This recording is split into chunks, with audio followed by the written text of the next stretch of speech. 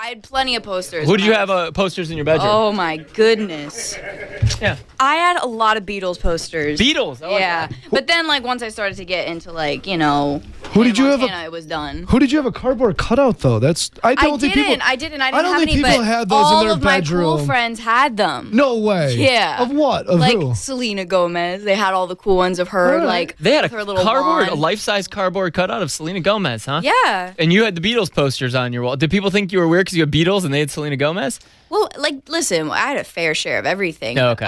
I for some reason, the Beatles were my aesthetic, so that's what I went with. Do you still keep that kind of stuff around you, like creatively? Like, Yeah, I love art. Like, and not even to say it in a way that's like relatable. I really do love art. I feel like I actually just I moved in January into a new house, and so I basically was like kind of looking for just really cool pieces of art. So I found this French movie poster of Ferris Bueller. It's all in French, and it's like painted. It's like on a canvas, and like that was like the coolest thing. I love stuff like that. you wanted to be slow. You kind of you could pull off the Sloan look from Ferris Bueller. You could Thanks, guys. How do you find like art? I always like think like that sounds cool. Like I want to get into art, but I don't even know where to start. Like, do you have someone to help you?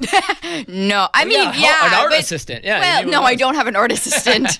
No, I mean, you just talk to people. Like, you Really? just, yeah. I thought you'd have to like hire someone who like buys it or informs you or educates you and stuff. What are we talking? Well, We're talking if you're like, getting real paintings? fancy about Are we talking about sculptures? art. Are we It depends. talking? Depends so on you're just what your vibe is. I never really understood like people would go to like an art gallery, right? And you stand there and they'll look at splotches. And you're like, oh, it's really, I get how it's artistic. Okay, but listen, I just went to the Louvre for the first time. But why is it $1 million? I just went there last year. It's so cool. Like for the first time, and like that's not like splotches of paint. I actually don't think I've really ever been to a museum where I've looked at splotches of paint because I would be sitting there for a while thinking I'm taking an eye exam, and like I just don't think I could. Right, you're like, is it a butterfly? It's is like, it somebody murdering is it a dog? somebody? Am I I don't know. crazy? Yeah. Right. Yeah. So it's a lot. I don't know. I feel like it's all up to your interpretation. What did you like at the Louvre? What stood out to you? Like, this is so cool. Mona Lisa was fine. Yeah, no, I'm that's kidding. cool. She was like one of the cute ones. No, I'm kidding. They were Adorable. all. Could use a touch up. They were all amazing. Like seriously, everything in there is just so larger than life that you just. It's kind of like overwhelming. Yeah. You know what I mean? And there's so many rooms that like I kept getting like lost because there's like it's so big. Like I was like, what room am I in and what? that's like literally like I did not know where I was. Yeah. You get to soak up the culture a lot when you're in different countries and you're traveling. Do you have a lot of time to do that? Depends. Yeah. I try to make a little bit of time. Like, you know, if I am somewhere and I know that I can have like an afternoon to do something fun like that, I'll try to do that. But not all the time. But you've been to Dallas a couple of times. Have you done anything in Dallas? Like, what have you done and explored in Dallas? Into a Cowboys game. You went to a Cowboys game? Yeah, of There you course. go. My dad's a huge Cowboys fan. Is he? Okay. That's cool. Yeah, literally like my whole life he's been like. Correct me if I'm wrong. Didn't you live in Philly? So my mom's from Philly. My dad's from Ohio, which still makes no sense. Right. Yeah. Okay. Yeah. No reason. No, just want to be a Cowboys fan. I think In everybody's Eagles like, country. That's crazy. I mean, it's America's team And he for a married reason. an Eagles fan, which is even crazier. than That's fun. Are you his family. Are you in LA now? Is that where you are? Yeah. Is your dad in LA with you now? We're still crazy enough. Like we still kind of all live all over the place. Because your family's really involved in your music. Like, is your sister still singing with you? Yeah, she is. Writing? When I tour, and she's kind of more so like just in everything I do, like a really like a creative partner, and I look to her in a lot of ways because she has kind of seen where I started and where I've grown, and we are so interested in so much of the same things, and like so much of the time she's showing me new music and new artists that I end up falling in love with. That's so cool. But yeah, no, my whole family, like they do their own things, but everyone's super supportive. I have an older brother that constantly just calls me out on stuff. Like he'll be the first. Is that her for you? He'll be the first one to be like, "Dude, you're being a total jerk." Oh, I mean, yeah, she definitely will, which is great. You need those people. in Yeah, your for life. sure. Yeah, exactly. What does she think about your new music? How much have you leaned on her for that kind of stuff? You know what's funny is like she's a part of everything except writing the song. Like she's Really? never there when I'm writing the songs. Like Sure. I do that by myself. So that's like the one place where I'm really isolated from everybody, you know, in my family and personal life. Yeah. It's like I'm just with the people that I create. What about your mom? Is it different now, the aspect of your career? Because when you were younger, obviously your mom's there, you're underage. It's like there's a not only family rules but also legal rules like that guardians have to be there. But your mom was like on tour with you. How involved is she there with you every step of the way or you kind of like pulled away as you evolved? You know what? when you turn 18, there's this like sudden thing where everyone's like, all right, but you don't need a parent. How old were you yesterday in I was Evolution? 17. You were Evolution 2, I was 16. 16, okay. So yeah, she was with me the whole tour. And you know, like the nice thing is she doesn't have to worry about, you know, like me going on tour now. I have such an incredible group of people around me. I don't get into too much trouble, and when I do, it's very tame.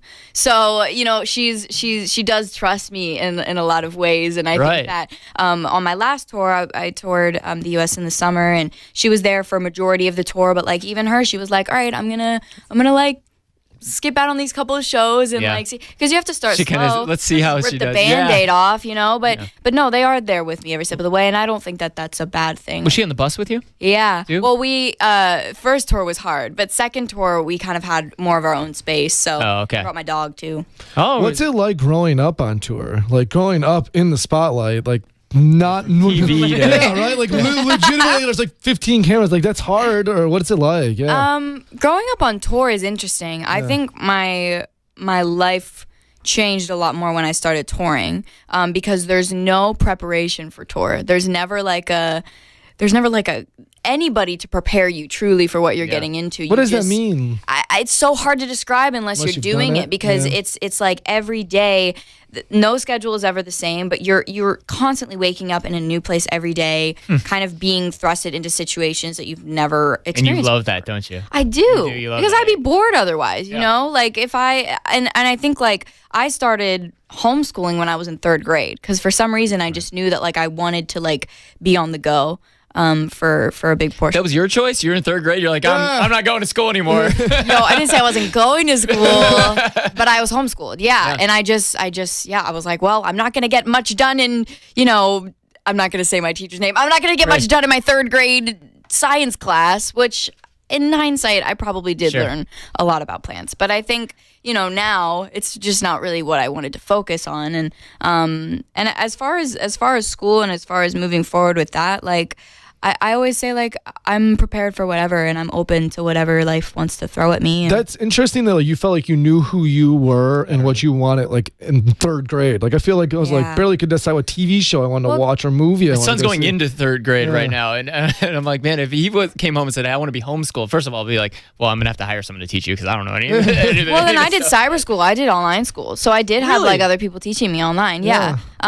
So, I mean, and it's so funny because, yeah, of course you could be in 3rd grade and say what you want to do. It's like, but it doesn't really mean anything until you do it or until you're. But you're doing it, that's like that's. Yeah, like, which is cool. I got lucky. I was like, I want to be an astronaut, but that's not what I'm doing. You're doing what you said you wanted to do, and that's so uncommon. You could be an astronaut if you really wanted to. I think you could be anything you want to be. I don't think that's a cliche. Like I think that a saying exists for a reason, but I think it's hard. I think most people just try different things and evolve, and that's fine. And so you just change, but you didn't like necessarily change that goal. You just changed as a person, which I think is super interesting. It is interesting. Can I ask you, I guess it's a little more personal question, but when you're growing up and on tour in the spotlight at this age where a young woman is becoming from a kid to a woman, like just emotionally and physically, and the changes in their life, that's got to be hard to do in front of everybody. I mean, the insecurities and being in regular junior high when that's going on has got to be one thing in high school, and not doing it in the spotlight. I don't if we're talking about that, like I don't watch my old videos. I don't watch like episodes of television shows that I did. Really? Like, yeah, because that was that stage, and not in any way that it's like I'm ashamed of it. I'm not. It's just like I know that those were the times that I was going through that, so I just like I like you felt to like live you in were the awkward, moment. or not even awkward. I was just what everybody was when they're 13. You know what I mean? Awkward, yeah. Yeah, like I guess if awkward is the word, it was that. And like, you know, you think your hair looks great, it doesn't. It's I had frosted tips too and the much big glasses. product. That was It's cool. crazy. Yeah. So yeah, I mean, I think like it's a great question. I'm still going through it right now. And the hard thing is because of this new technology, like we're so overexposed to everything and everyone's exposed to us. So there's just a lot more eyes on you than I think there ever was before, regardless of what you are and what you're doing. You know, you could be a doctor and you have 50,000 followers on Instagram, and that's crazy. Yeah, There's a celebrity You doctor. said that you don't go back because you're looking back, but who are you right now? Like, how would you describe yourself? Like, you know, do you feel like you're like, I'm a funny person? Like, how would you describe yourself?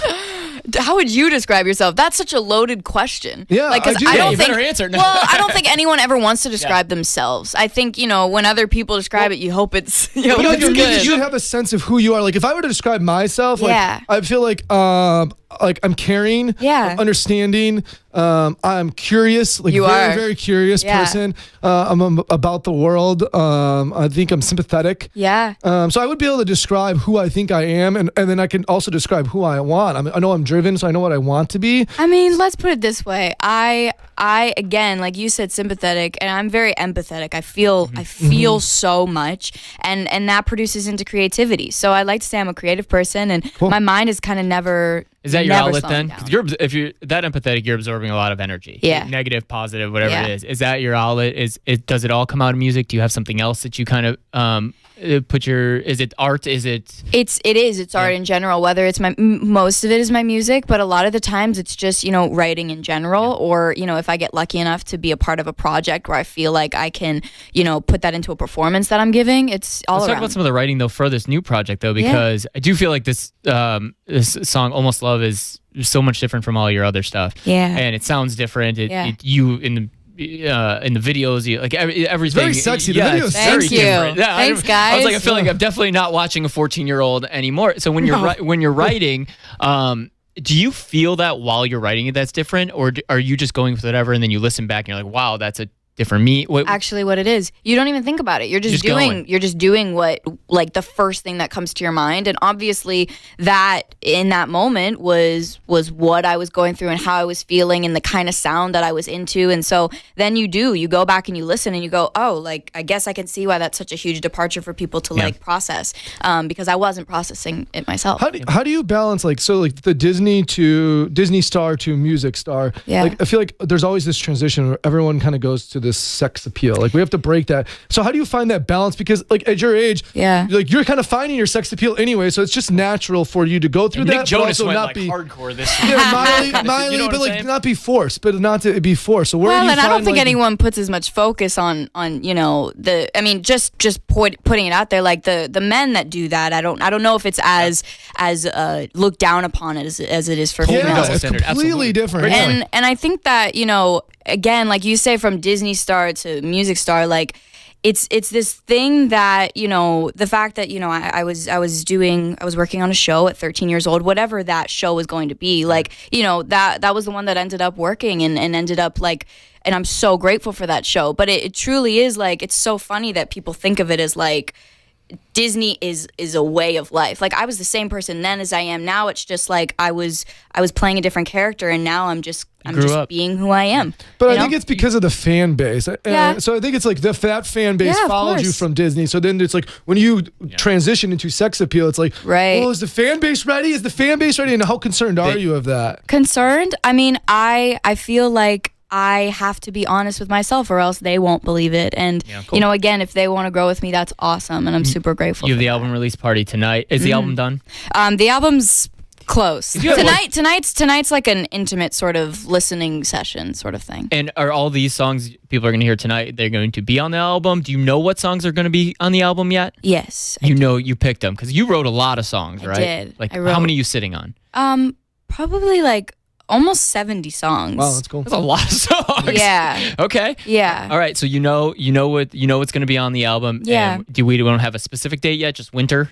It's coming, and there's Winter's so coming. much What is- details that are Game of Thrones coming over here. Yeah. around it. Yeah, exactly. I'm excited to tell everybody everything, but right now that was like That's like- winter. yeah. Winter is coming. Winter. I like that. That's Yeah. awesome. All right. Singular. Right. Singular. Thank you guys so much out for having me. And Almost Love, which I wish we had more time because I would love to ask you more about the Almost Love part too, but we'll maybe another time. Yeah. All right, we're excited for you. Thank you Thank for you coming by. so much. Awesome. Thanks for having me, guys.